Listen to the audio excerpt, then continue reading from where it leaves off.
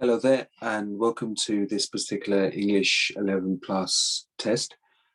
Here we've got an extract on the Crystal Heart, which is quite popular. Have a read of this, and you've got some multiple choice questions thereafter to answer based on these particular tasks.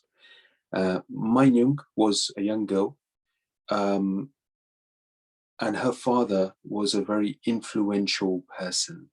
He ruled all of the lands of the Red River, and his palace was magnificent. And you can see a small image of that particular palace there as well. So she felt quite trapped, and the only person or friend she had was actually her maid, who would do her daily tasks and help her out.